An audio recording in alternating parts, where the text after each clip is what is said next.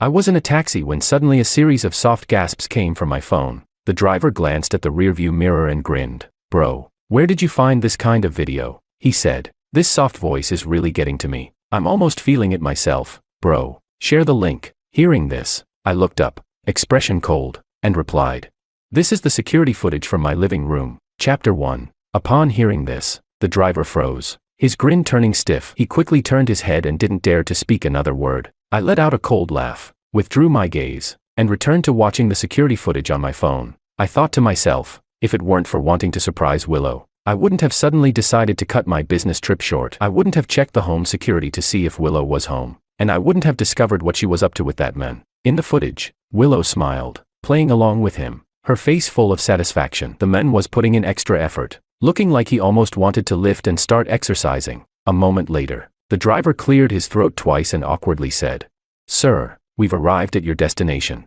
His inquisitive gaze lingered, but I couldn't care less. I stepped out of the car, barely noticing the steps I took, my body moving like a zombie. Before I knew it, I found myself standing in front of the door. I raised my hand to knock, but halfway through, I lowered it again. How ridiculous. Now I have to knock to get into my own home. I pulled out my phone and called the chairman of the company. "I've made up my mind. I'm willing to take the position of general manager at the branch overseas." On the other end, I heard a hearty laugh. "Ha ha ha. I'm glad you figured it out, but this will make things tougher for your fiancé. I heard you two are getting married soon." I chuckled lightly, exchanged a few pleasantries, and hung up. Marriage, to hell with that. But just as I hung up, the door opened from the inside. Willow looked surprised to see me and instinctively stepped in front of Makoto. "George, what are you doing back?" she asked, looking into Willow's surprised face. I answered indifferently.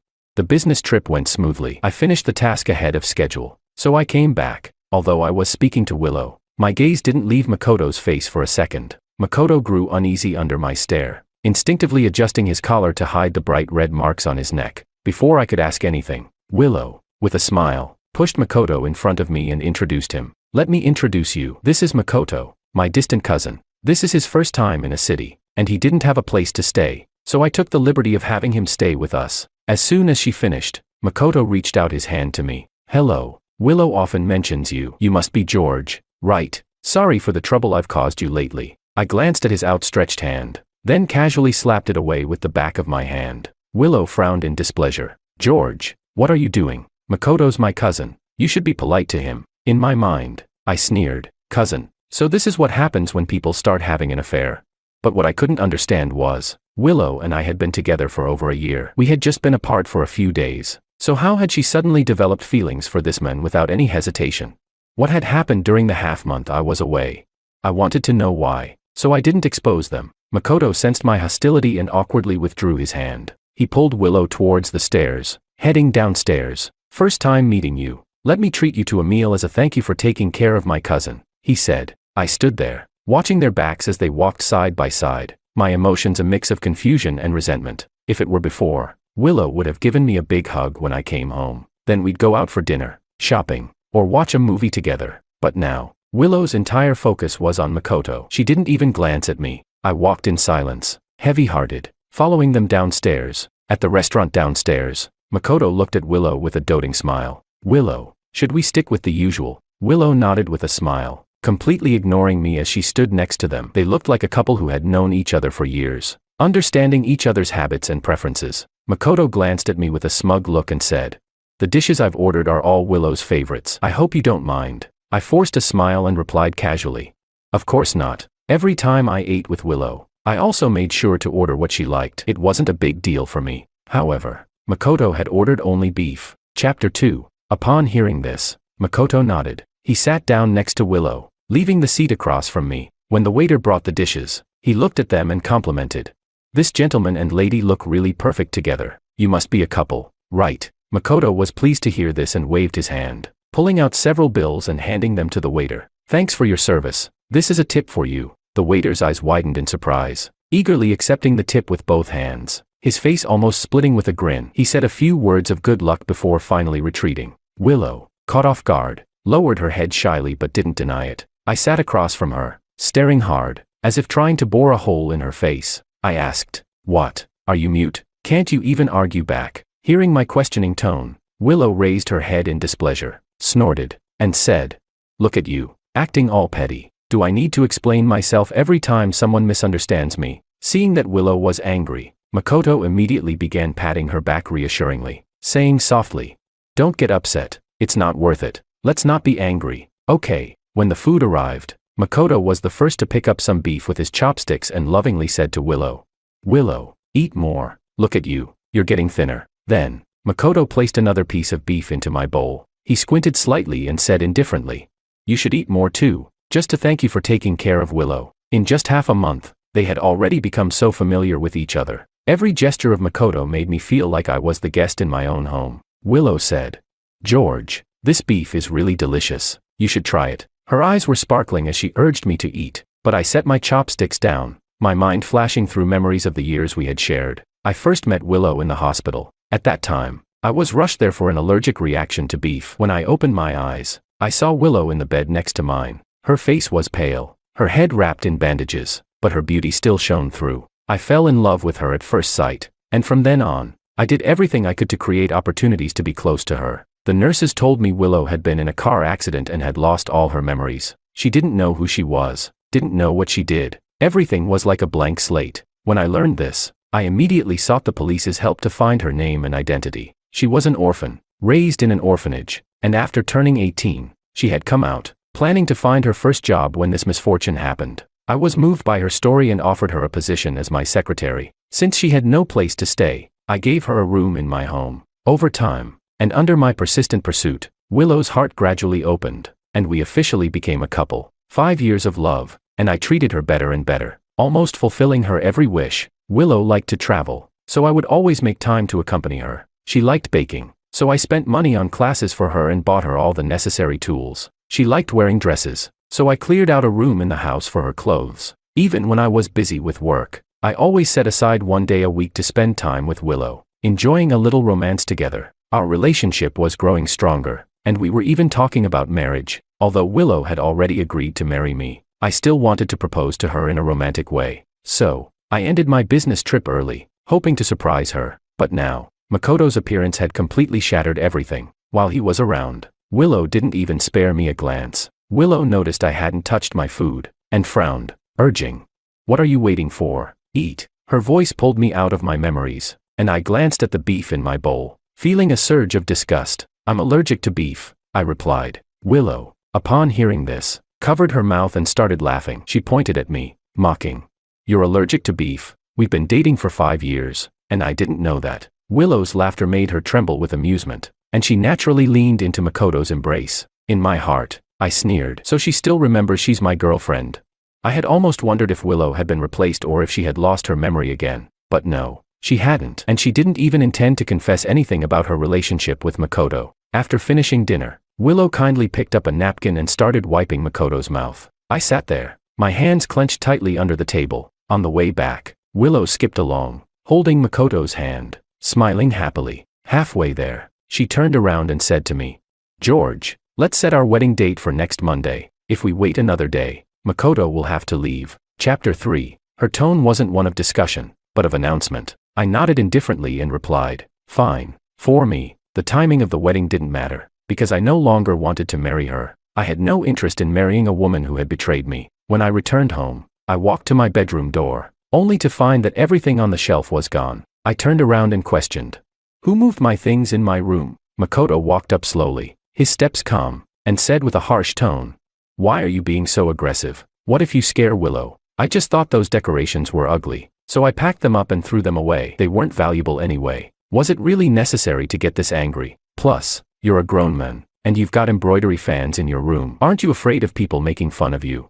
Makoto looked at me, his eyes full of disdain and a hint of sarcasm. Seeing that he admitted it, my anger flared up. Before he could react, I swung my arm and, with a loud thud, landed a punch squarely on his face. Willow, who was passing by, saw this and rushed over to support Makoto. Her face full of concern, she asked, "Makoto, are you okay? Does it hurt?" The next moment, she turned and yelled at me, "George, what's wrong with you? Is it really necessary to hit him just because he moved a few things?" I had mentally prepared myself for Willow to defend him, but when I saw her so firmly stand by Makoto's side, the anger inside me turned to pure resentment. I pointed at Makoto and yelled, "Those things are mementos from my parents. How dare you throw them away?" While Willow was still trying to comfort Makoto, she suddenly froze at my words. Her eyes flashed with guilt, and she avoided meeting my gaze. But I wasn't going to let her off the hook. I stared directly at her and said, "You know how much those things mean to me. Who the hell does your so-called cousin think he is? Touching my stuff? It's light of me to just hit him." My voice grew louder with each word,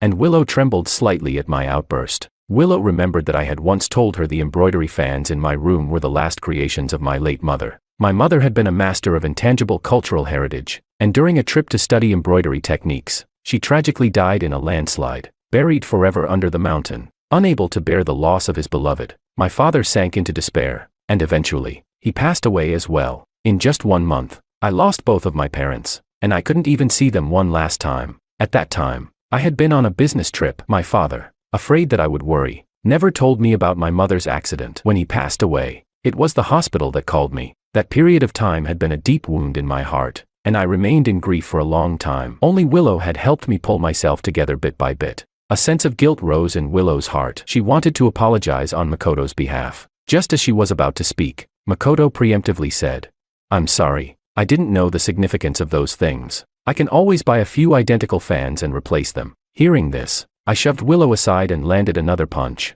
this time on his nose. Through gritted teeth, I said, "How about I remove your arm and give you a prosthetic instead?" Seeing me hit Makoto again, any remaining guilt Willow might have felt disappeared entirely, replaced by annoyance. She frowned and said in a sharp tone, "All right, it's just some objects. They've already been thrown away. What more do you want? Besides, he's apologized to you, and you're still going at him like this. Isn't that a bit too much?" Looking at how Willow was siding with Makoto, I couldn't help but feel bitterly amused. The person who once gently helped me through my darkest times was now standing with someone else, criticizing me together. I didn't say anything else and turned to leave. Watching my retreating figure, Makoto furrowed his brow, tugged at Willow's sleeve, and with a pitiful tone, asked, "Why did he leave? Doesn't he want me to stay here?" Willow gently patted his back and replied softly, "It's fine. He's probably just jealous. Leave him for a day or two, and he'll come around." Chapter 4. Anyway, it wasn't the first time she'd done something like this. I spoiled her too much. Every time she frowned,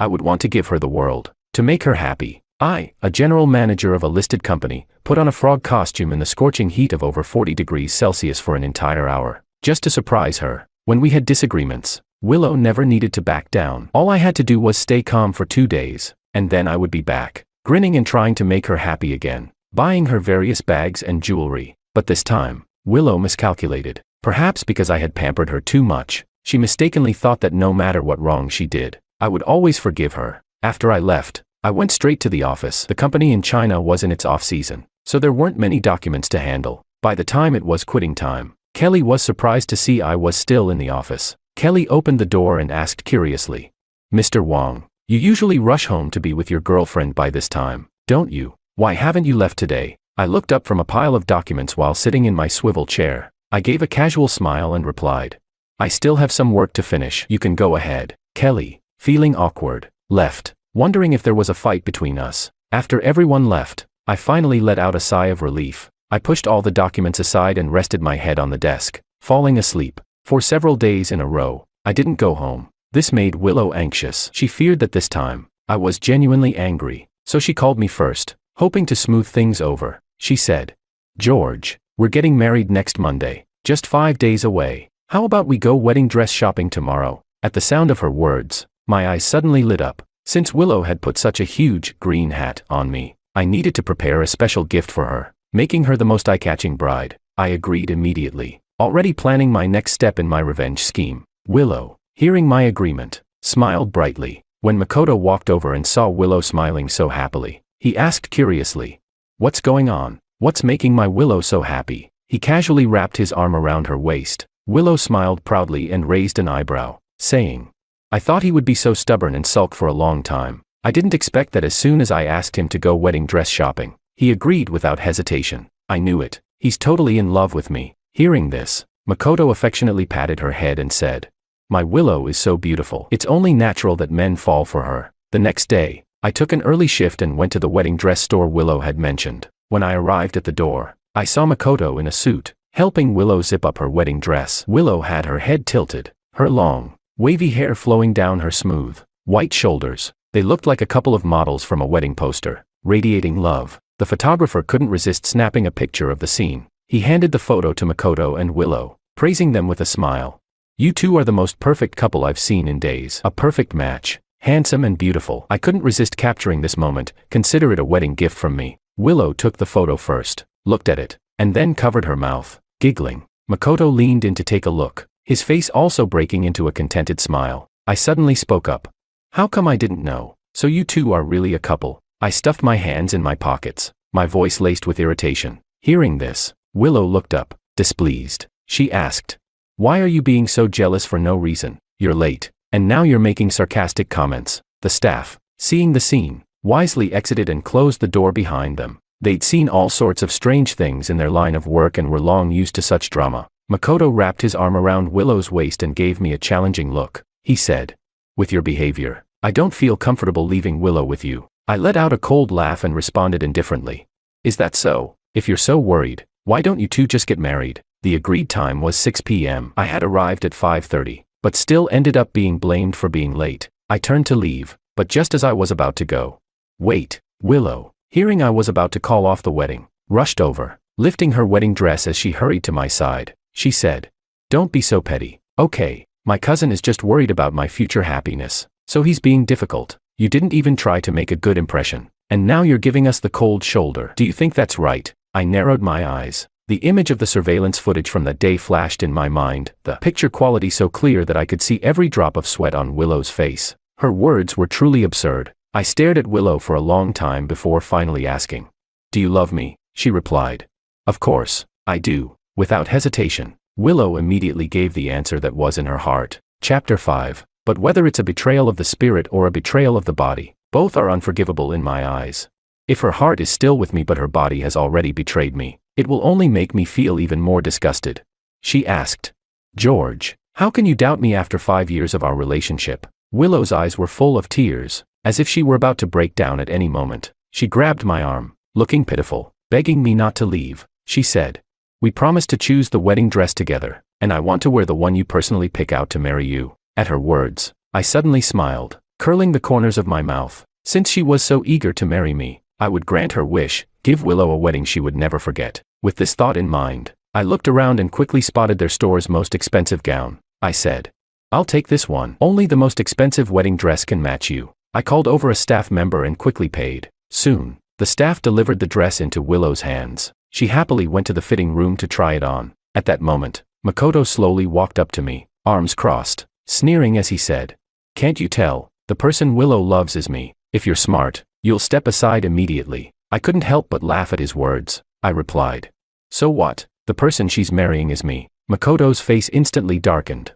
He gritted his teeth and said, "Don't get too happy too soon. You're not married yet. Willow will be mine sooner or later." Hearing that, I remained indifferent, let out a light laugh, and turned to leave. I didn't care who Willow would marry in the end. After leaving the wedding dress shop, I drove back to the company. I was about to start a new position at the overseas office in 2 days, so there was a lot of work to hand over. The fitting room curtain was pulled open, and Willow stepped out with a smile. She eagerly asked, "George, do I look good in this wedding dress?" But before she finished her sentence, the smile on Willow's face froze. She furrowed her brows and asked, "Where's George?" Makoto smiled softly and saidly, "He left right after you went in." He looked at Willow with a playful expression and whispered, "All along, you were so devoted to him, swearing that he would forgive you unconditionally no matter what. But from what I see, he doesn't have you in his heart. If he did, why would he leave a beautiful bride and go off to play dress up with his so-called cousin? I believe no man would tolerate that. So, what do you say? How about you marry me in 2 days?" The moment he finished speaking, Willow slapped him across the face. She shouted, "Makoto, I warn you, stop it. Whatever happened before, at least now, I can say for sure that the person I love is George." With that, Willow turned and went back into the fitting room to change out of the dress. Makoto, completely stunned by the unexpected slap, stood there dazed. Then, as if struck by a sudden thought, a smile crept onto his lips. He silently vowed in his mind, "One day, you will be mine." The next day, I surprisingly went home to grab my ID and household registration book. When Willow saw me come back, her face was full of concern. She said, "George, it's already almost noon. What would you like to eat? I'll make it for you right away." Sensing my deliberate distance, she began to panic and even started thinking of ways to please me. I shook my head and coldly replied, I have work to do at the company. I'll eat out. Hearing this, Willow's face fell with disappointment. At the same time, Makoto, who had been leaning against the wall, saw everything unfold. He thought to himself, this is bad. After I finally managed to smooth things over with Willow, George comes back and ruins everything. An hour later, while I was at the company dealing with documents, my phone suddenly buzzed several times. It was a message from Makoto. He asked, "Do you prefer hyaluronic acid or the regular kind?" Attached were pictures of several big-name condoms. A minute later, Makoto retracted the message and added, "Oops, sent that to the wrong person. Your and Willow's profile pictures are too similar. Although Willow and I did have matching couple profile pictures, they didn't look that much alike to cause confusion." Clearly, Makoto had intentionally sent that message to me. Was he trying to make a move on Willow tomorrow? I didn't call out his poor acting, and simply replied with a casual "oh." Seeing that, Makoto instantly lost his composure. He asked, "Are you free tonight? I have something I want to talk to you about." Chapter 6. At 7 p.m. In the cafe downstairs from my company, the coffee in front of Makoto hadn't been touched, and he stared at me intently as he said, "I'll confess, I'm not Willow's cousin." I took a sip of my coffee and nodded indifferently. I replied, Seeing my reaction, a hint of confusion appeared on Makoto's face. He asked, "You're so calm, could it be that you already knew?" I didn't respond, but from the look on his face, Makoto seemed to have figured out something. He said, "Since that's the case, I'll be straightforward." Makoto stopped holding back and told me everything. He and Willow grew up in the same orphanage, and before Willow lost her memory, they had already fallen in love. On the day they turned adults, they planned to go out, find work, rent a place, and begin their life together. Once they reached the legal age, they would get married. But after Willow went for a job interview, he never heard from her again. At that time, they had just entered society, and there were no cell phones. So aside from waiting for Willow to return in the rented apartment, he had no other way to reach her. He waited for over half a month, but in the end, he had to accept that Willow had left. He guessed that Willow must have found him too poor and had rejected him. It took him a long time to move on, and only recently did he receive some news about Willow. That's when he realized that she hadn't left him. She had lost her memory. So, I was the newcomer. I was the one who should step aside. I was a bit surprised and said, "So you two already knew each other?" That explained why their relationship developed so quickly. I had always been curious about it, but now that I had the answer right in front of me, I could hardly believe it. After so many years of love, so much effort, I was the third party. However, I couldn't shake the feeling that something about Makoto's story seemed off. When Willow disappeared, why didn't he call the police, but instead waited in the apartment like an idiot? But these things didn't matter anymore. I asked, "So why are you telling me all of this now?" I asked directly. I wasn't interested in playing games or wasting time. Makoto, seeing an opportunity, couldn't wait to say, "If I can prove that Willow still loves me, will you step aside?" His eyes were full of certainty, as if he was sure Willow still loved him and that I would just give in. I glanced at him nonchalantly and nodded lightly. "Sure." Seeing that I agreed, Makoto quickly pulled out his phone and dialed Willow's number. He spoke to her in front of me. "Willow, tomorrow you're going to marry George. I have one last wish. Could you fulfill it?" Willow was silent for a moment before asking, "What's your last wish?" Makoto smiled and softly said, "I want to hear you say that you love me again." There was a long pause on the other end of the line before Willow's voice came through. "I love you." Satisfied with the answer, Makoto blew a kiss to the phone and hung up with a smile. He looked at me triumphantly. He said, "How's that? Tomorrow, you should know what to do, right?" After saying that, he didn't wait for my response and stood up to leave. I slowly took another sip of the coffee on the table. It had no sugar or milk, slightly bitter with a lingering aftertaste. For Willow, I had already let go. She was like coffee, bitter enough to make me frown. But after swallowing, a bit of sweetness lingered. I craved that tiny bit of sweetness, but when I tried to taste it again, it was all bitterness. It wasn't until today that I truly let myself go. When I saw the surveillance footage, I had hated Willow and Makoto, hated myself for misjudging people, hated that I was too busy with work and gave Makoto the chance, and hated myself for being so indulgent with Willow, letting her believe that no matter what she did, I would always love her. When I got home, Makoto's room was closed tight, and he must have already been asleep. At that moment, Willow came out of her room. She was holding a well-tailored suit and held it up in front of me, saying, "I know you're busy with work, so I had this suit custom made for you. Tomorrow, when you wear it, you'll be the handsomest groom." I took the suit with a neutral expression and said thank you. Willow, showing a rare wife-like side, only did these things when she sensed my coldness and detachment, when she thought I might give up on this relationship. George Wong. Willow called my full name. She hesitated for a moment and then asked, "You'll come to the wedding tomorrow, won't you?" They say a woman's intuition is the most accurate. She must have felt that my feelings for her had faded. In the past, no matter how much she misbehaved, I would indulgently look at her and say, "I really can't do anything about you." But now, even though she had carefully arranged this suit for me, I only glanced at it. As I reached the door, I heard Willow's voice. I didn't turn around but replied in a low voice, With that, I went back to my room and closed the door. Chapter 7. I looked at the custom-made suit in my hands, perfectly tailored. I tried it on, and it fit well. It's surprising that Willow remembered my measurements so precisely. Perhaps, in her heart, she's been struggling as well. On one side, there's her boyfriend from before the memory loss, and on the other, there's her boyfriend after it. If she had to choose between the two, it must have been quite difficult for her. Since that's the case, I'll be the bigger person and make the choice for her. I wrote a farewell letter and tucked it under the sheets. That night, the hours felt particularly long. I gazed out at the city lights, not able to sleep. Time quietly slipped away between my fingers. I didn't notice when the dark night outside faded away, replaced by the faint light of dawn. Before I knew it, the wedding had begun smoothly. When Willow saw me in the custom suit, she finally smiled. She looked particularly beautiful today. The waistline of the wedding dress had been altered to perfectly highlight her stunning figure. Guests all around praised her. "This is the most beautiful bride I've ever seen. If I'm not mistaken, this wedding dress is a piece by Master Maori, worth 10 million. 10 million for a wedding dress. This wedding is extravagant. The bride is so lucky." Willow, hearing all the compliments, lowered her head shyly. At the same time, the MC raised the microphone and loudly announced, "Next, let's welcome the groom." The whole hall erupted in warm applause. Some of them, just friends of the family, had never seen me before, so they were eagerly awaiting the appearance of this groom worth millions. At that moment, I had already changed out of my custom suit. I knocked on the door of the groomsmen's lounge and called Makoto out. When Makoto saw that I had changed out of the suit, he raised an eyebrow and asked, "Have you figured it out?" I gave a cold laugh and threw the suit at him. I said, "Wish you both a lifetime of happiness." With that, I turned and left. The car that the company had arranged to take me to the airport was already waiting at the hotel entrance. Without any hesitation, I opened the car door and got in. The midday sun streamed through the car window, bathing my face in warmth, like a new beginning. In the hotel lobby, the guests' applause continued for half a minute, but the groom's figure was still nowhere to be seen. The MC seemed a little awkward. He cleared his throat and explained, "Perhaps the groom is a little nervous and didn't hear our call." The next second, he raised the microphone to his mouth and increased his volume.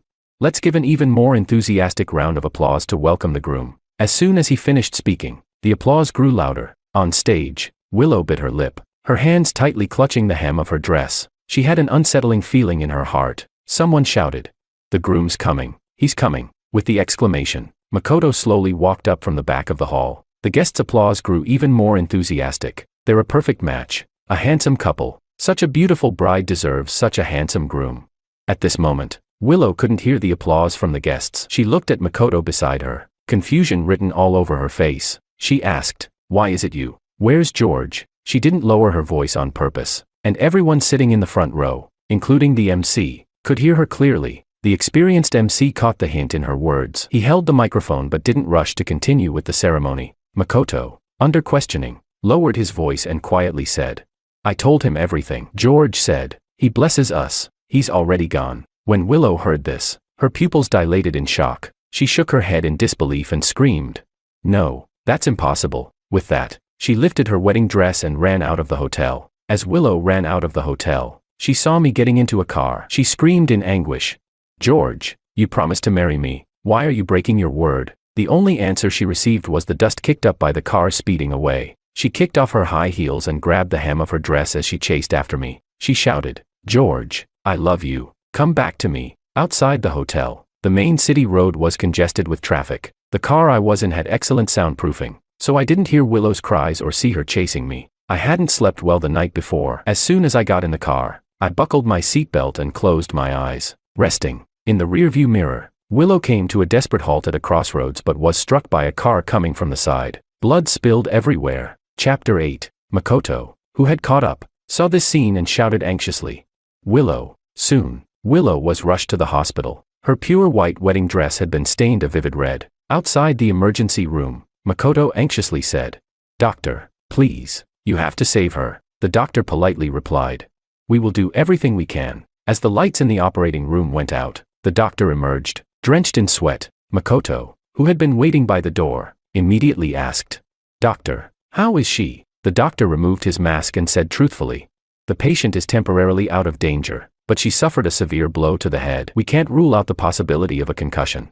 Upon hearing this, Makoto breathed a sigh of relief. He said, "As long as she's fine." After Willow was transferred to a regular hospital room, Makoto followed the nurse to handle the payment. Willow, lying on the pristine white bed, felt as though she had just woken up from a long, long dream. In the dream, she lived in a place filled with many children. She had always been cute, and other children liked her, fighting to play with her, except for one. He was 3 years older than her. With a cheeky face, using his age as an advantage, he forced other kids not to play with Willow. It seemed that his daily amusement was bullying Willow. During meals, he would steal the chicken drumstick from her bowl. When walking, he would tug at her hair and even snatch the snacks the director gave her. This continued until Makoto grew up and entered society, when things gradually improved. But the good times didn't last long. Willow had spent 3 peaceful years, and at 18, it was time for her to step into society. That day, as she was about to take a taxi for an interview, she was suddenly stopped by Makoto. He stroked his chin and leered at her.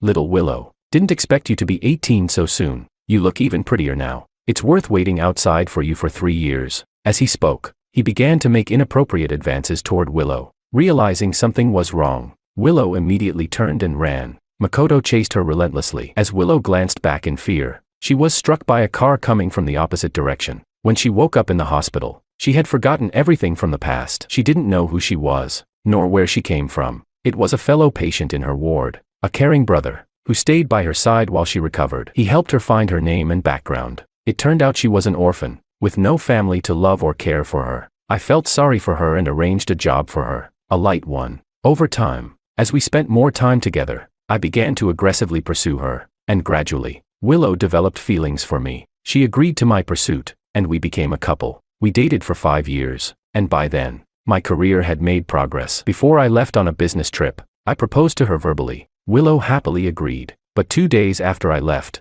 a familiar face appeared at the door. Makoto, somehow having gotten her address, saw her and immediately called out her name, hugging her joyfully. He told Willow that they had grown up together in the orphanage. They had been deeply in love and even lived together in a rented apartment. But one day, Willow suddenly disappeared, and he couldn't find her. He thought she had abandoned him. He searched for Willow for 5 years.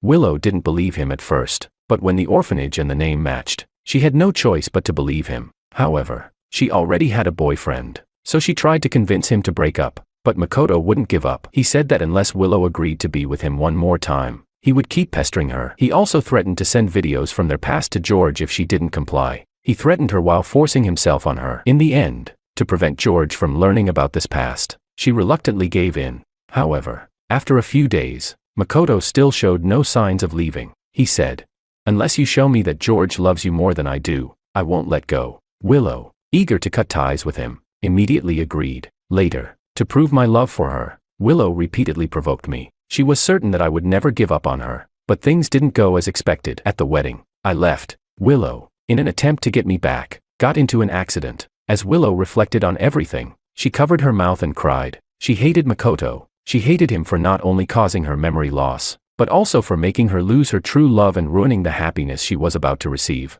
When Makoto returned after paying, he was still holding a box of millet porridge. He looked at Willow, smiling as he said, "Willow, it's not that I don't want to give you the best. The doctor specifically told me that you need to eat porridge these next few days." He set up the small table, opened the box, and scooped a spoonful of porridge, blowing on it to cool it down. Once it was warm, Makoto brought the porridge to Willow's lips. Chapter 9. Willow looked at her enemy, her eyes welling with tears, but she stubbornly refused to let them fall. Makoto asked, "What's wrong?" Seeing Willow's tears, Makoto raised his hand to wipe the tears from the corner of her eyes. He said, "Are you still sad about George leaving? I've already told you. He never loved you as much as you thought." Willow's eyes, like 2 pools of water, stared fixedly at Makoto. She turned her head to avoid his touch and coldly spoke, "I remember now. I remember everything." At these words, Makoto's hand holding the porridge shook involuntarily. His expression cracked suddenly, and his words became stammered. He said,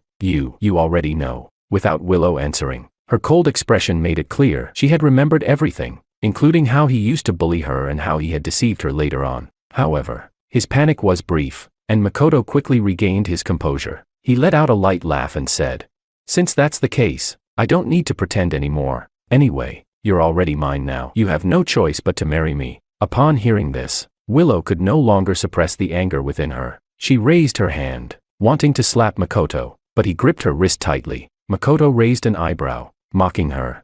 "Willow, can't you see the situation? George doesn't want you anymore. You're mine now." The certainty in his eyes was like a thorn, digging into Willow's heart, constantly reminding her, it was she who had pushed away the person she loved the most. Tears streamed down Willow's face as she cried out in anguish.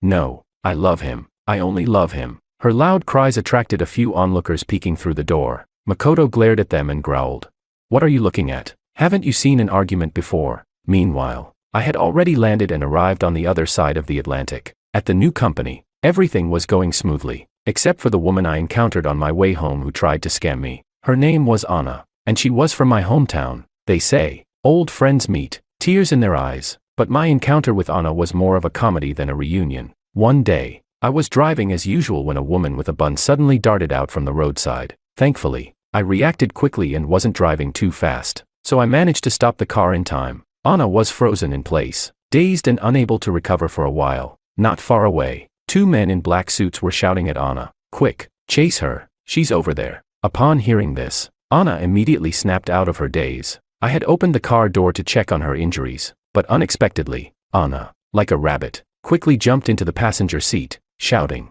"Get in, drive, quickly." I glanced at the two black-suited men getting closer, and without hesitation, I got back in the car and sped off. Anna looked at the men in the rearview mirror, who were now far behind, and began laughing uncontrollably in the passenger seat. She gave me a thumbs up and praised me.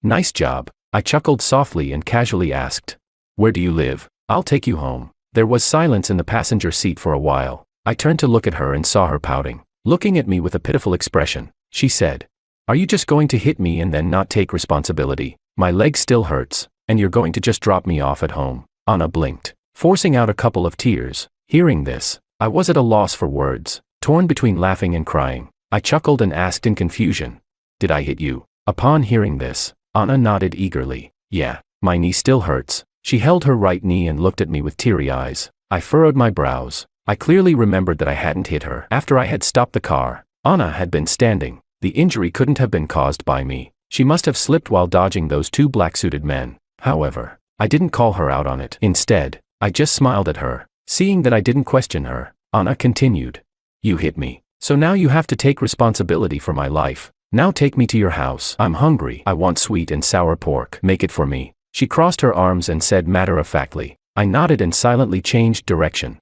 I said, "Okay." Seeing me change course, Anna quickly tightened her seatbelt, eyeing me with caution. She asked, "What are you planning to do? You're not going to sell me, are you?" Upon hearing this, I couldn't help but laugh out loud. A mischievous thought crossed my mind, and I said, "Isn't it a bit late for you to be scared?" At these words, Anna's eyes widened, and she pressed her hands to her chest, shouting loudly, "Are you going to rob me of my money or my body?" Chapter 10. Seeing that Anna was genuinely scared, I couldn't help but laugh. I said, all right, I won't tease you anymore. You wanted ribs, right? I'm going to the supermarket to buy some for you." I guessed that Anna was probably a young lady from a wealthy family who wasn't happy with her family's arrangements, so she ran away on her own. The two men in black earlier were probably her bodyguards. They didn't want to harm her, they just wanted to take her back. Upon hearing this, Anna shyly smiled, her eyes turning into crescent moons. She said, Hee hee, sorry, I misunderstood." I smiled casually and said, "It's fine. I hope Miss Young Lady won't mind visiting my humble abode." At these words, Anna's heart skipped a beat, and she nervously swallowed. She asked, "You know already?" Anna was puzzled. She was wearing very ordinary clothes, and there was no distinguishing mark on her face. How did I know?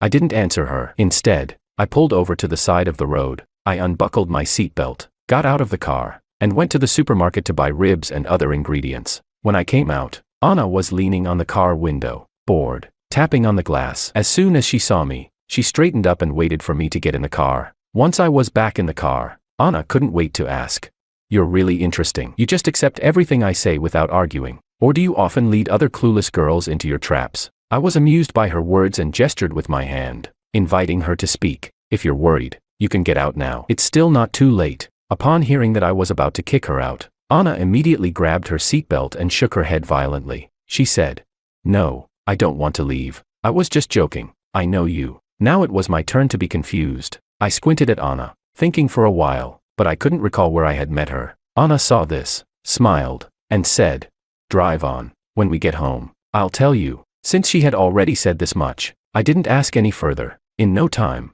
we arrived at my place. As soon as we walked in, Anna made herself at home, sitting on the couch, turning on the TV and laughing aloud at the funniest scenes. I shook my head with a smile and headed to the kitchen to start cooking. Half an hour later, I brought out a plate of beautifully cooked sweet and sour ribs. As soon as Anna smelled the aroma, she jumped up from the couch. She said, "It smells so good. I'm not dieting today. I'm going to have 2 bowls of rice." I looked at Anna. Her figure was well proportioned, neither too fat nor too thin, just perfect. She didn't need to diet at all. I thought this to myself and said it out loud. Anna heard this and laughed. She said, "Thank you. If I ate your cooking every day, I'd definitely never lose weight." From this, I gathered that she probably planned to stay long term, but since we were alone together in one room, it wasn't great for Anna's reputation. I tried to persuade her to leave after dinner. However, this struck a nerve with Anna. She put down her bowl, still chewing the food in her mouth, and immediately said, "I'm not going, Brother George. You want to kick me out?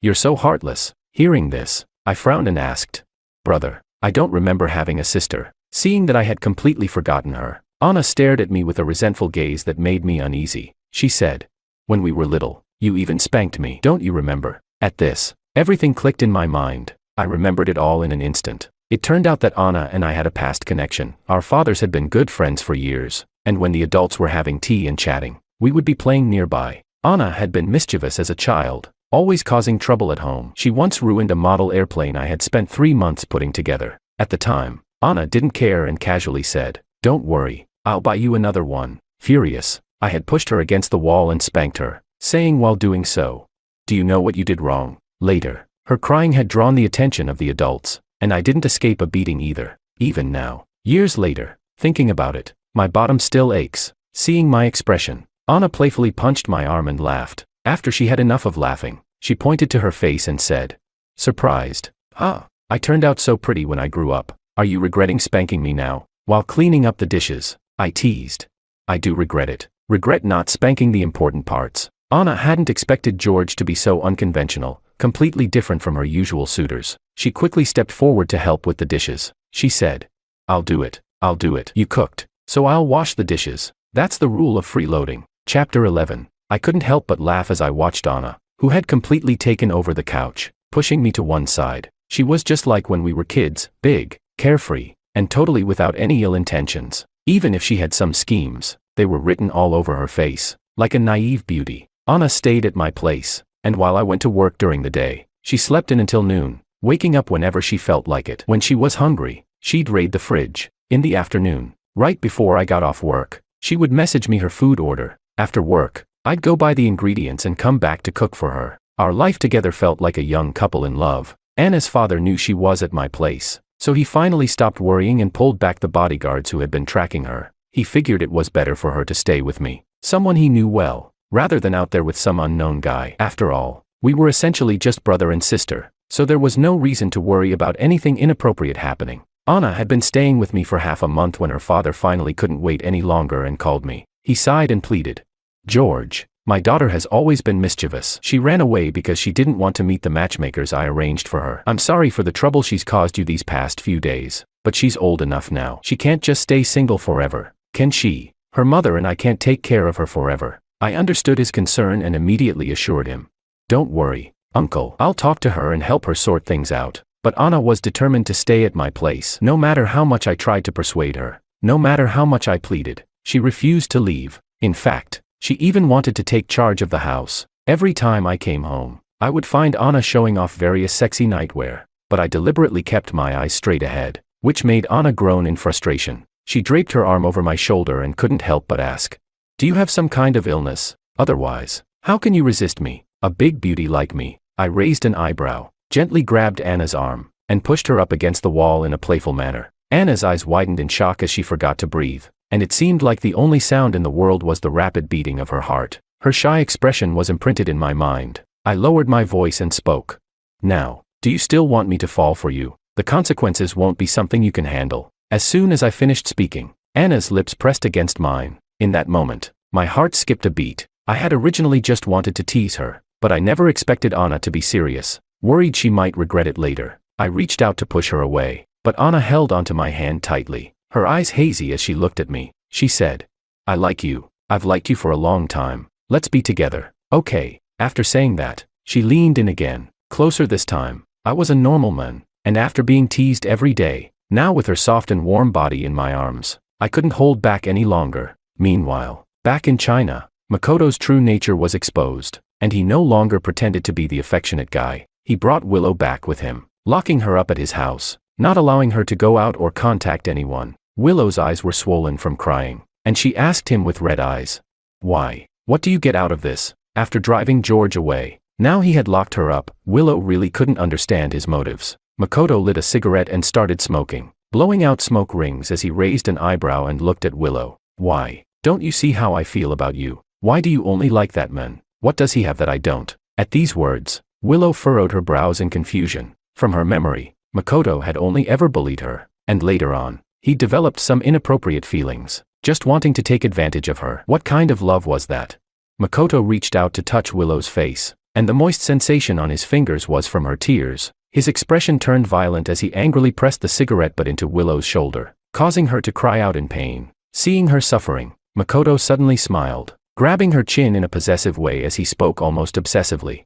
"Willow, you're mine, and only mine. As far as I know, before George left, he left you a sum of money, right? If you're smart, you'll give me all of it." Makoto was always like this. He wanted the person and the money. Willow glared at him, her chest tight with the pain, but she didn't make a sound. She had already betrayed George, and now, all she could do was protect the money he left behind. That was the only thing that gave her a sense of peace. Seeing that Willow refused to speak, Makoto snorted coldly and threw her aside. He smirked and said, "Stubborn, huh? You like George that much, huh? Fine, stay here and starve." With that, Makoto stormed out of the door. Chapter 12. After confirming that Makoto had really left, Willow finally got up from the floor. Having been trapped for half a month, she had been thinking of ways to escape every day, but Makoto kept such a close watch on her that she never had a chance. Now, with all the plans she had rehearsed in her mind, she was finally able to put them into action. Willow hurried to George's bedroom, ripped the bed sheets into strips. Only George's room had a window, so she could tie the strips into a rope and lower them down to climb out.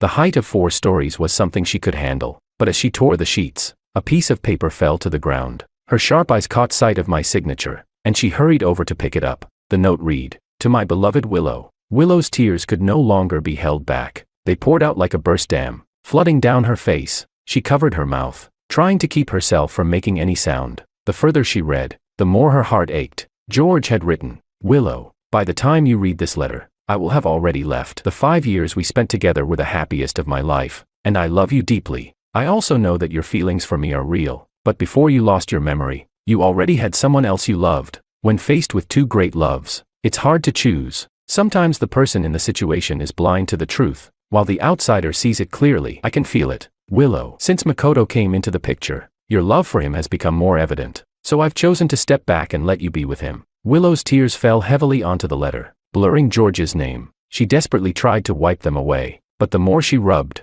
the darker the ink became. Finally, she folded the letter and stuffed it into her bag. The most urgent thing now was to escape. Willow grabbed her bank card, climbed down the sheets, and found the nearest police station. Makoto was arrested for breaking into a private residence and illegal detention, and he was detained for 15 days. During this time, Willow sold the house and transferred all the money into her account. After that, she went to the company where George used to work. Willow had always entered and exited the company together with him, and they were the envy of many employees. The air in the building seemed to be filled with the sweet memories of their time together. The receptionist at the front desk greeted Willow enthusiastically when she saw her. "Miss Liu, did you come to the company to pick up something that Mr. Wang left behind?" Willow shook her head and asked directly, "Is George not in the office?" The receptionist looked at Willow with a puzzled expression and said, "Mr. Wang left for overseas half a month ago, as his lover, didn't you know?" Willow got the answer and quickly came up with a reason to cover it up. She said, "Well, he only told me he was on a business trip. Our 5th anniversary is coming up, and I want to surprise him. Could you tell me the address of the overseas office?" The receptionist, a kind-hearted girl, immediately tore off a note and wrote down the company address abroad. 2 days later, I was at the office discussing business. The receptionist came up to me and whispered, "Mr. Wong, there's someone looking for you outside." I thought it was Anna looking for me, so I excused myself from my business partner and followed the receptionist. But when I walked into the break room, I saw someone I never expected to see again in my life. Willow slowly stood up, forcing a smile onto her face. She raised her hand and greeted me.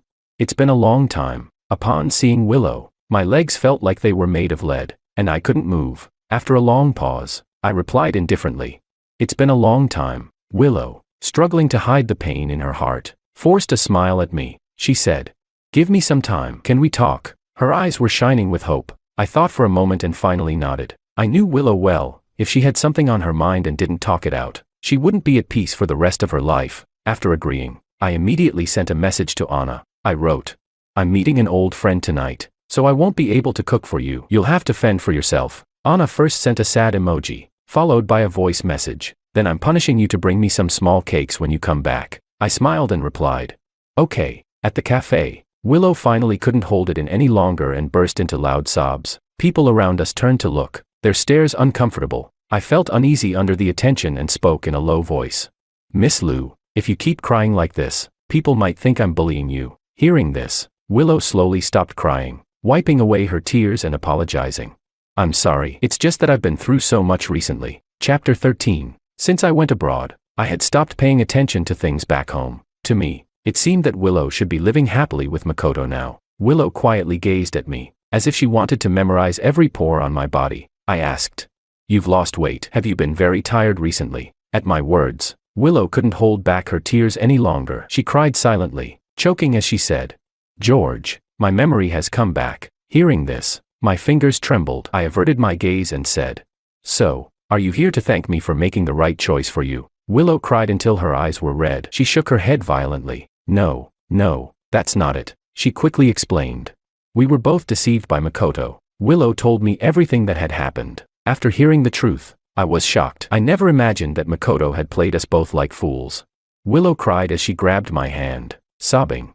"George, I saw the letter you left for me. I know you still care about me, and I've always only had you in my heart. Can we get back together, please?" At that moment, my heart was a whirlpool of emotions. I had truly been hurt before, but after hearing Makoto's words, I had let go. Now, I had my new life, and I had Anna. I was planning to visit my father-in-law with Anna in a few days, but now, Willow had shown up. Saying all these things, I pulled my hand back and leaned against the back of the chair. I looked at Willow seriously and decisively said, "It's impossible between us. Miss Liu, the past is over. Let it stay in the past. Don't keep dwelling on it. And I already have a girlfriend now. We can't go back." When Willow heard this, her pupils dilated in shock. She cried and shook her head, shouting, "It's impossible. Absolutely impossible. You loved me so much. How could you fall in love with someone else so quickly? You must be making excuses to push me away, right?" Her watery eyes locked onto mine, waiting for me to confirm her thoughts, but the reality didn't match her expectations.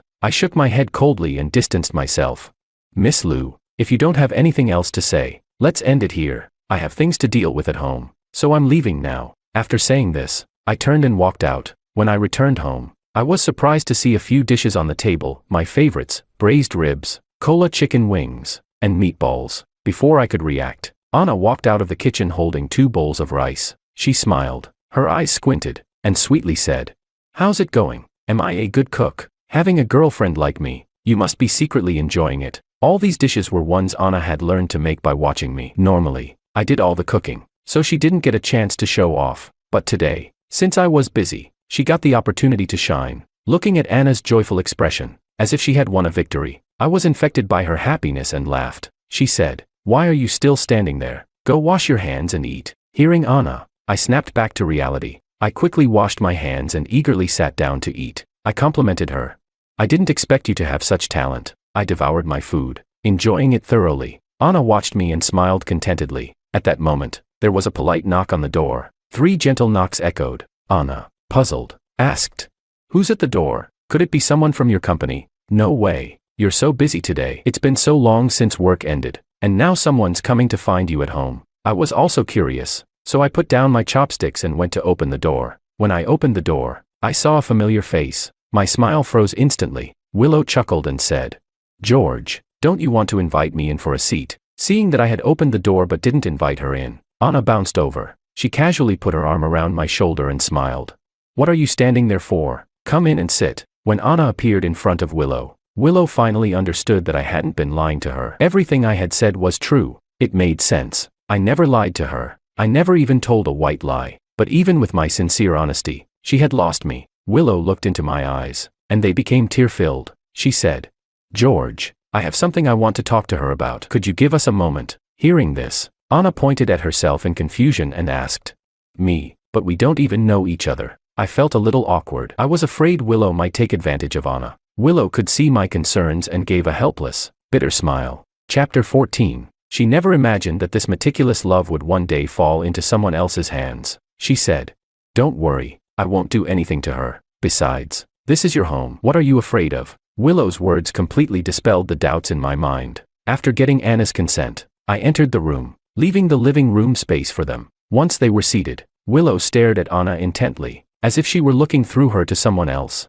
Anna, confused, touched her face and asked, "Is there something on my face?" Willow smiled and replied, "No, you're very beautiful. George is lucky to have found such a wonderful girlfriend like you." Hearing the compliment, Anna laughed happily. Willow continued to gaze at her, and through Anna's innocent smile, Willow seemed to see the version of herself from years ago, the one who had first met me. After a moment, Willow took a bank card from her pocket and placed it in front of Anna. She explained, "I'm going back to my country. I may not be able to attend your wedding. This card has a little money on it. Consider it my wedding gift to you. I hope you won't reject it." After saying this, she stood up and left. No matter how much Anna called after her, she didn't stop. The moment Willow saw that I had moved on and found someone new, it was as if her heart was being scorched by hot coals. Even if she was reluctant to let go, she couldn't change the fact George had found someone better than her, and there was no reason to ruin that. All she could do was offer her blessings. After Willow left, I came out from the room. Seeing me, Anna immediately pointed at the bank card on the table and said with a laugh, "Your friend is really something. Not only does she give a wedding gift in advance, but it's a bank card." I followed her gaze and saw the familiar bank card on the table. My eyes narrowed slightly. I looked in the direction Willow had left and exhaled deeply. That night, I told Anna everything about my past relationship. At first, Anna couldn't believe it. After all, amnesia was something that usually only happened in TV dramas, and she had happened to be in 2 car accidents and survived both. But after thinking it over, Anna sighed.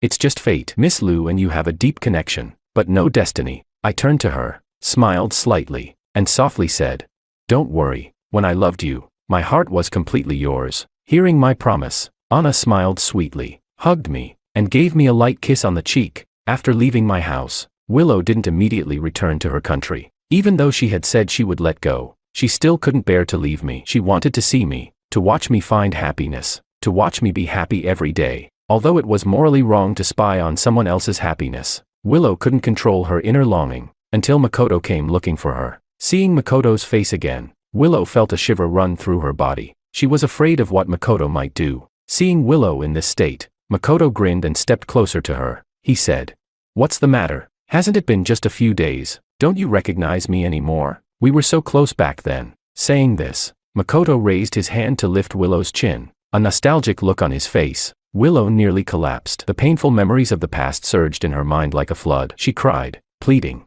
"Please, I beg you, leave me alone. You've already destroyed me. What else do you want?" Looking at Willow, now a mess of tears, Makoto furrowed his brows and feigned sympathy. "Willow, why are you crying? I love you so much. You should be happy." Suddenly, he slapped his forehead as if having an epiphany and said, "Are you still thinking about George? If you can't forget him, do you believe I won't send our intimate video to him? If he sees how sweet we were, he'll surely support us." After saying this, he reached out, trying to wipe the tears from Willow's eyes, but she turned her head away. She spat at him and whispered, "Ugh, you're the scum of society, a complete lunatic." Mentioning George, Willow could no longer hold back. She could tolerate how Makoto had treated her, but if he tried to involve George, she would make sure to fight him to the bitter end. Makoto raised an eyebrow, clearly surprised. He hadn't expected the usually submissive little rabbit to fight back. He laughed.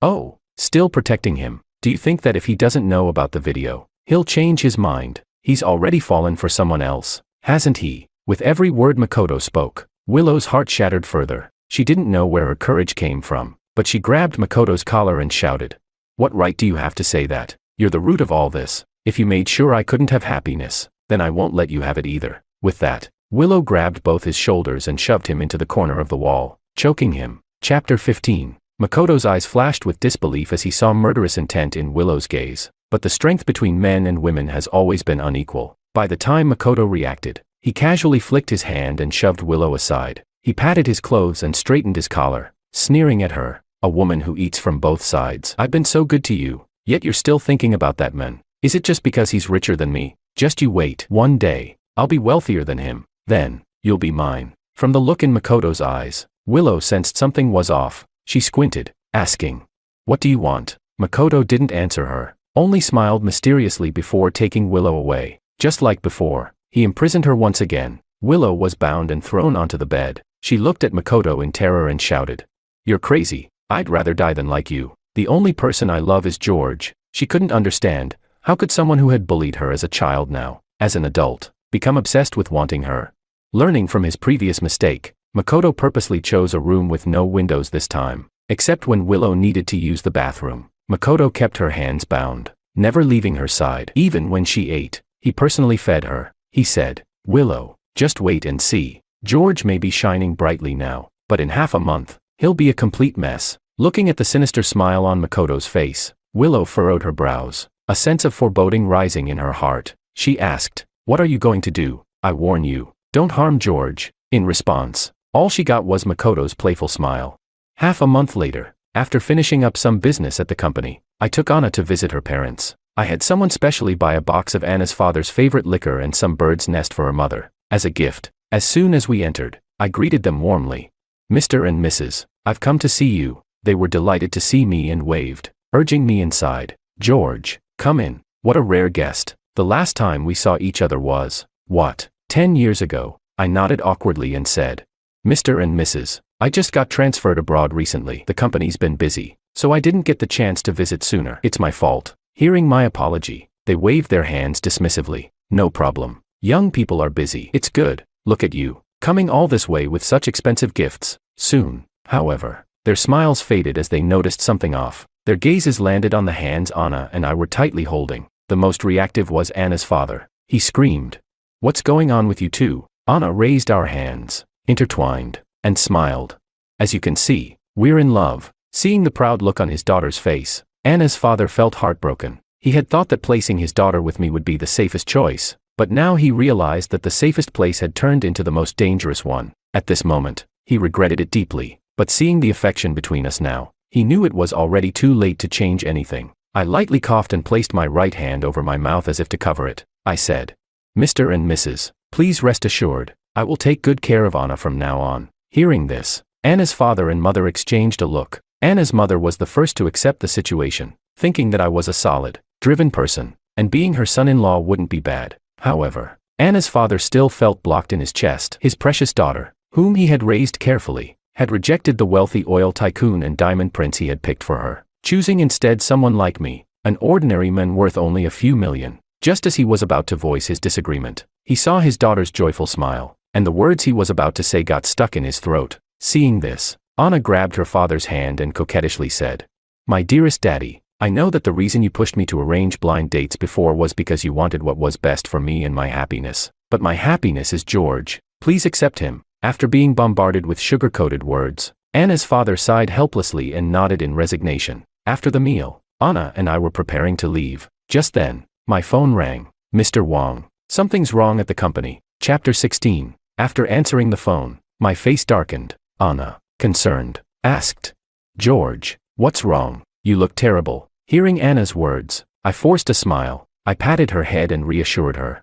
"It's nothing. There's just some business at the company I need to handle." After sending Anna home, I rushed to the company without delay. As soon as I entered the office, I saw Makoto sitting in a chair. His hands were casually folded on the desk, and he looked lazy yet dangerous. He said, "Long time no see." I shoved my hands in my pockets, giving him a cold stare as I asked sharply, "Don't tell me you came to my company just to catch up." Makoto smirked at my words. "Of course not. I came here to make a bet with you. If I win, you give me your entire fortune. If I lose, I'll give you 1 billion. How about it?" I furrowed my brow. How did I not know that Makoto could come up with 1 billion? Even if he had that kind of capital, I had no reason to bet with him. With that thought, I immediately declined. Makoto seemed to have expected this and upped the stakes. Willow is in my hands. If you don't accept the bet, I'll kill her. Upon hearing this, even my patience was stretched to the limit, and I couldn't help but rush at him. I demanded, "You said you loved her. Is this your so-called love?" Makoto's mouth bled from the punch, but instead of being angry, he just laughed. Ha ha ha. Who's the one in her heart? It's always you. It was easier to deceive her when she had amnesia, but now that her memory's back, she refuses to be with me. If that's the case, maybe it's better to just let her die. I couldn't believe what I was hearing. I asked in confusion. "What do you want to bet on?" He replied.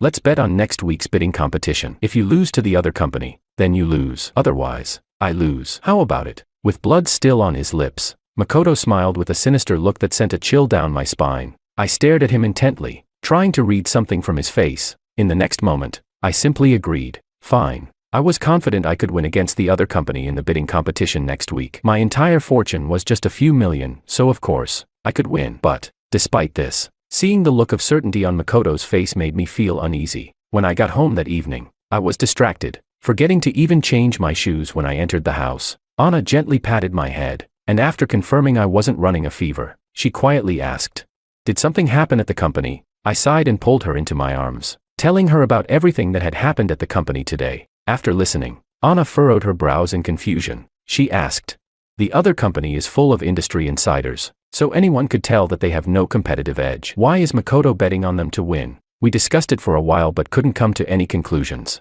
At that moment, about an hour after work had ended, the secretary, who should have already left, sneaked back into the office. She quietly opened the password-protected safe where I had locked the bidding documents, copied a set of files, and then carefully returned them to the safe. After doing this, she took the documents and went to see Makoto. She said, "I've done what you asked. Now, can you let my family go?" Makoto smiled as he took the documents, checking them carefully. After confirming their authenticity, he spoke. "What's the rush? Don't worry. After tomorrow's bidding victory, I'll make sure your brother appears before you, whole and unharmed." Having received this promise, the secretary left, reassured. The morning of the bidding competition, before leaving, I checked the bidding documents again. Seeing that the hair strands on the documents were still in place, I felt a sense of relief as I went to the competition. But to my surprise, the other company's documents were identical to mine.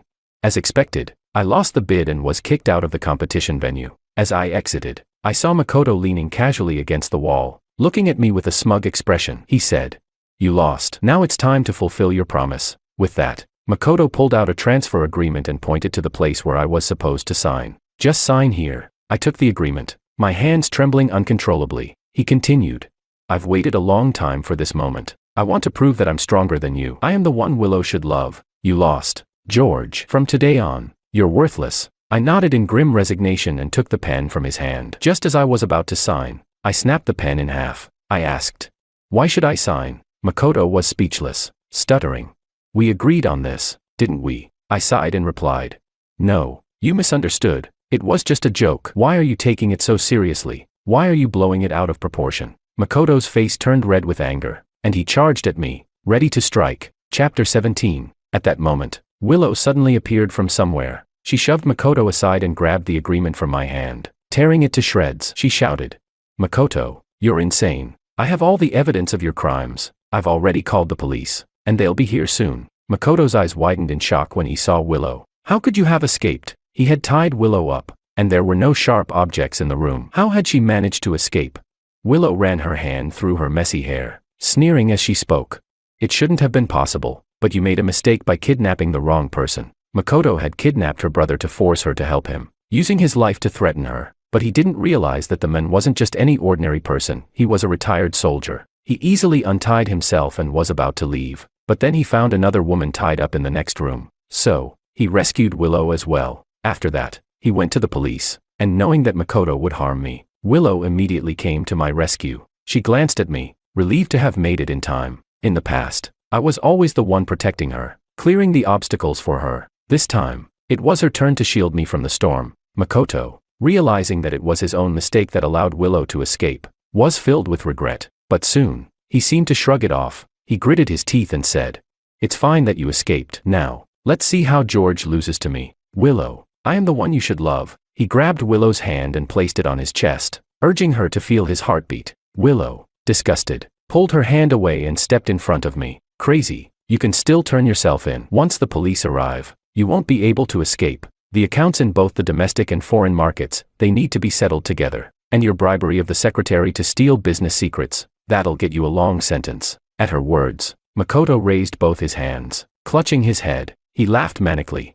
Ha ha ha. So, you're really going to oppose me like this? His question was left unanswered by Willow. The sound of police sirens in the distance told him that there was no turning back. After handing over all the evidence to the police, Makoto was arrested and taken away. He didn't resist, didn't deny it, and didn't make any extreme moves. Before leaving, Makoto glanced at Willow, a smile curling at the corner of his lips, but Willow didn't notice. As her full attention was on me, she reached out to touch my face, but hesitated and pulled her hand back. Taking a deep breath, she struggled to hold back the tears. She said, "This time, I finally managed to help you." Willow smiled, her eyes filled with deep affection. I turned my gaze away and looked at Anna, who had just arrived. I asked, "Anna, didn't I tell you it's nothing? Why are you here?" Anna looked at Willow and then remembered everything I had told her earlier. Her eyes dimmed slightly, and she said calmly, "I was worried about you, so I came to check on you." For a moment, the atmosphere between the three of us became tense. Willow broke the silence. Speaking first, she said, "Anna, there's something I want to talk to you about. Is it okay if we step aside for a moment?" She glanced at me, her voice trembling as she added, "Please, I need to borrow your girlfriend for a while." Fearing I might object, Willow forced a smile and jokingly said, "Don't worry, I'm not going to eat her." I opened my mouth to refuse, but before I could say anything, Anna's voice cut in. "That's fine, there's a coffee shop over there. Let's sit and talk." Anna pointed to a small pavilion nearby and walked ahead. Willow followed closely behind. As soon as they sat down, Willow spoke directly.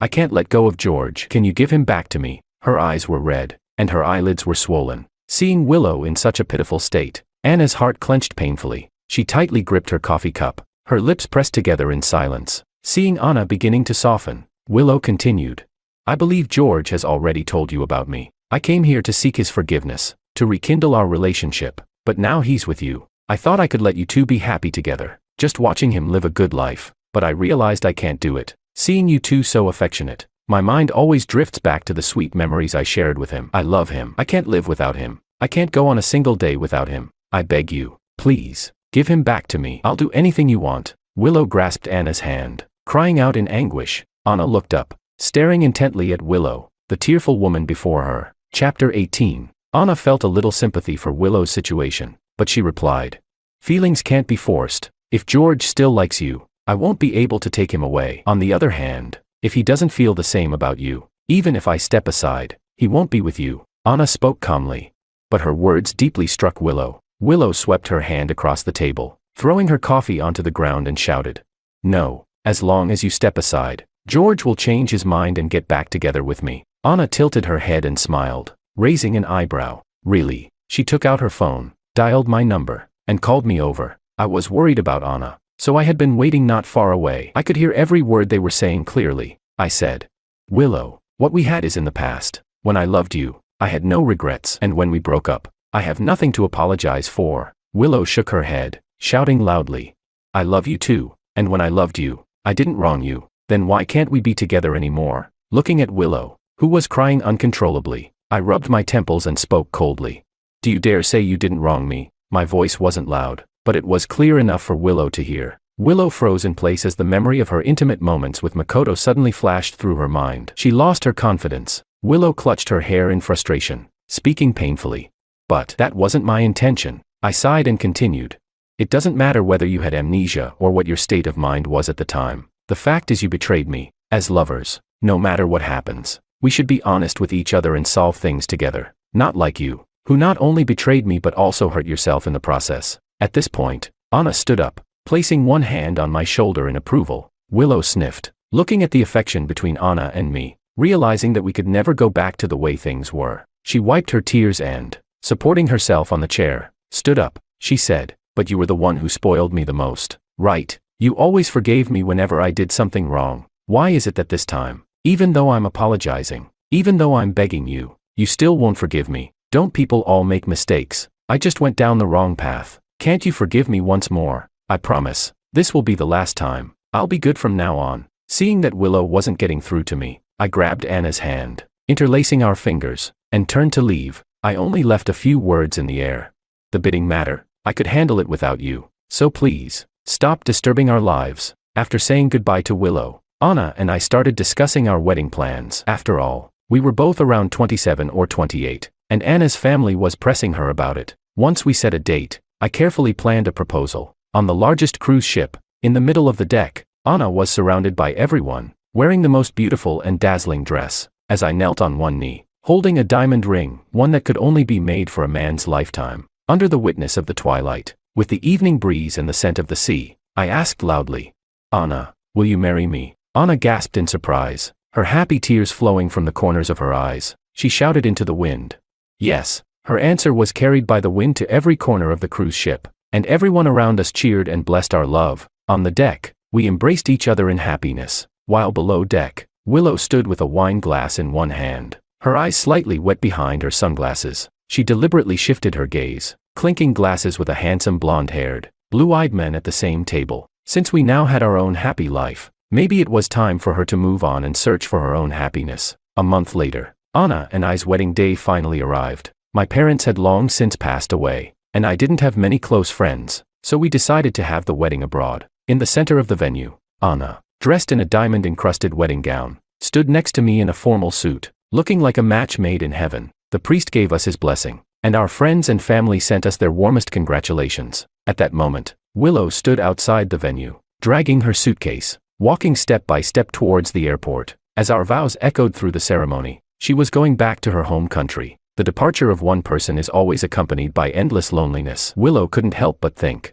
perhaps when George left, he felt the same way, full of sadness but also relief after letting go. After the plane landed, hearing the familiar sound of Mandarin around her, Willow truly felt that she was starting anew. With the remaining money she had, she rented a small apartment and found a job at a nearby supermarket, just enough to get by. Chapter 19. The person in charge of taking care of Willow had a bad temper. Whenever she made the slightest mistake, he would start yelling, using vulgar language. He scolded.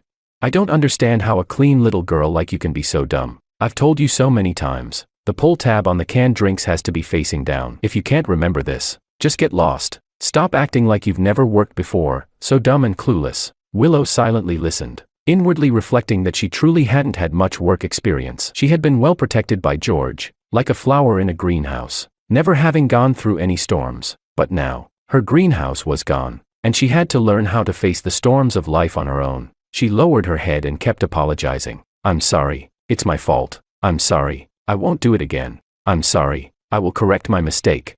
Days passed, and Willow gradually got used to her new life, though sometimes she felt exhausted and wanted to sleep, and at times, she would retch. One day, Willow received a phone call from the police station. It was Makoto, wanting to meet with her. Hearing Makoto's voice again, Willow had already let go of the past. She replied calmly, "There's no need for us to meet anymore, is there?" On the other end of the line, Makoto chuckled lightly, and his hoarse voice came through. "Willow, I have some good news to tell you. You have to come." Curious about what the news was, Willow went to the prison to see him after work. Makoto had been sentenced to 5 years, and he had only been incarcerated for a few months. Sitting across from Makoto, who had a scruffy face, Willow took the phone and asked, "What is it? Just tell me quickly." Willow looked impatient, which irritated Makoto. He deliberately teased her. "Don't you feel something strange in your body these days?" Upon hearing this, Willow furrowed her brows. She thought back over the past days but couldn't find anything unusual. Willow glared at him and coldly replied,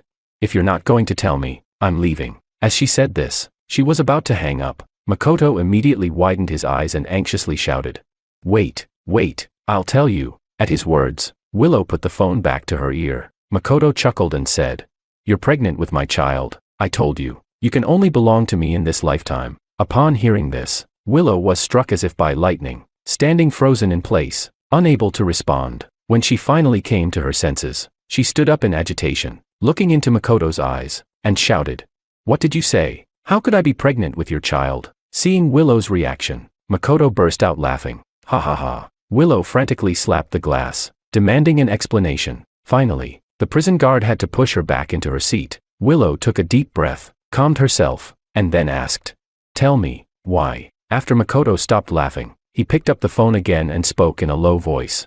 "You were already pregnant when you had the car accident. If you calculate the dates, it's my child. That's when I decided I wanted to have you completely. As for before, I just wanted to play with you and make some money off you." Upon hearing this news, Willow's mind exploded. She hung up the phone and immediately went to the hospital for an examination. The report showed that she was 4 months pregnant. Willow couldn't believe it, gently touching her stomach, and when she recalled the earlier bouts of nausea, she had no choice but to accept it. This, without a doubt, was another huge blow to her. Willow had finally managed to forget the harm Makoto had caused her and had just begun a new life. But now, because of the child, she was tangled up with him again. She pounded on her stomach in frustration, wanting to get rid of it. Chapter 20. But when she looked up, she saw a woman pushing a baby stroller walking by. The woman was gently singing a lullaby, slowly pushing the stroller, soothing the baby to sleep. The baby in the stroller looked up at Willow, smiling and giggling at her. The woman noticed the report in Willow's hand and kindly pulled her aside,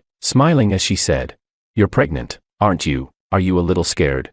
She noticed the tears in Willow's eyes, raised her hand, and gently wiped them away. She continued, "When I was pregnant, I was scared too, just like you. I was so upset, I could cry, but now that my baby is here, looking at her makes me happy. Come over and take a look. She's so cute." Willow leaned in and took a glance. The baby seemed so full of life, staring at her with wide eyes and smiling. This changed Willow's mood. She gently touched her own belly. Inside, there was also a life as lovely as that. The grudges of the adults shouldn't involve the child. The child was innocent. She made the decision to keep the baby and give birth to him. 6 months later, Anna and I returned to our country. Anna looked at my hand holding hers as I helped her down the plane, unable to resist teasing. "Hey, I'm just pregnant, not handicapped. There's no need to treat me like a princess." I smiled indulgently, supporting Anna as she got off the plane, and said gently, "You are my princess, and besides, now that you're carrying the fruit of our love, I have to treat you even better." Anna's eyes narrowed with a smile upon hearing this. She said, "I knew I was right from the beginning. Well then, in appreciation of your attentiveness, I'll allow you the chance to take care of me." At her words, I bent down slightly and joked, "Thank you, princess, for giving me this opportunity." Since becoming pregnant, Anna had become more sentimental. She grew up in our country and wanted our baby to be born here. So I applied for a transfer at work, and we moved back. After settling in the new house, Anna looked around and then, holding her belly, playfully said to me, "George, our baby is hungry and wants some steak. Is that okay?" She winked at me, amused. I patted her head and affectionately said, "Of course, we can have steak." As we walked downstairs, Anna and I passed a supermarket. She was feeling thirsty, so we went inside to buy 2 bottles of water. Just as we grabbed the water and were heading to the checkout counter, I saw Willow, who was restocking shelves while pushing a small cart. She also had a baby on her back, sleeping soundly in a swaddle. Even the motorcycle speeding outside the supermarket didn't disturb the baby's peaceful sleep. As soon as Willow lifted her head, she saw Anna, with her large belly, and me carefully protecting her, afraid the shelves might bump into her. Willow glanced at us, then lowered her head, pushed the cart, and turned to leave. The past was behind us. Now, we were on separate paths, living our own lives. Meeting again only brought unnecessary trouble. Anna had just finished paying and was calling me to go eat steak when she noticed I had been staring at one direction for a long time. But when she looked over, there was nothing there. Anna couldn't help but ask, "What were you looking at just now?" Hearing Anna's question, I withdrew my gaze, shook my head, and replied, "It's nothing. Let's go eat steak. You and the baby must be tired. I should treat you both well." Willow and I had long been people on separate roads. Seeing each other now and pretending not to know each other was the best outcome for us, leaving behind the past in the crowd.